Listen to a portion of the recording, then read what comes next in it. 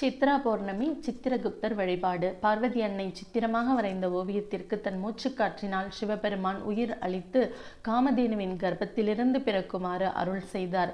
யமதர்மராஜனுக்கு மிகுந்த வேலைப்பளு இருந்ததால் எழுத்து வேலைகளுக்கான அனைத்து உதவிகளையும் உதவியாளராக செய்வதற்கு பணியமர்த்தப்பட்டார். இவருக்கு சித்ரா பௌர்ணமி அன்று விரதம் இருந்து வழிபடுவது மிகச் சிறப்பு.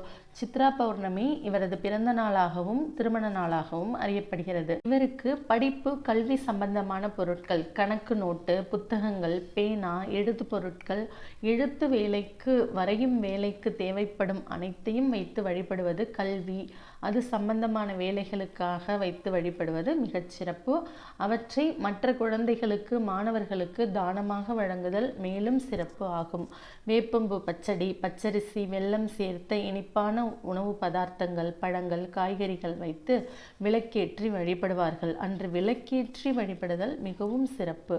பசும்பால் சார்ந்த உணவுகளை தவிர்த்து, ஏனெனில் அவர் காமதேனுவிற்கு மகனாக பிறந்தார். அதனால் அன்று ஒரு நாள் எருமைப்பால் மட்டும் பயன்படுத்துவார்கள். உப்பு தவிர்த்து உண்ணுதலும் மிகச் சிறப்பு ஆகும். பகல் முழுதும் விரதமாக இருந்து மாலை சந்திர உதயத்திற்கு பிறகு சந்திரனை வணங்கிய பின் விரதத்தை பூர்த்தி செய்து வழிபாடு செய்த பின் உணவு அருந்துவார்கள். நிறைய உணவு பதார்த்தங்களை தானம் செய்தலும் மிக சிறப்பு ஆகும். டெல்டா மாவட்ட மக்கள் மாதம் சர்க்கரை பொங்கல், வாழைக்காய் பொரியல் போன்றவை செய்து வீட்டில் இறை வழிபாடு செய்வது பலர் வழக்கம். ஆனால் சித்ரா பௌர்ணமி அன்று பெரும்பாலான மக்கள் இந்த வழிபாடு செய்வார்கள். அன்று ஒரு நாள் சூரியன் மறைவதையும் சந்திரன் உதயமாவதையும் கன்னியாகுமரியில் ஒரே நேரத்தில் காண முடியும். இவருக்கென்று காஞ்சிபுரத்தில் தனி கோவில் உள்ளது. சில கோவில்களில் அவருக்கு தனி சந்நிதியும் உள்ளது.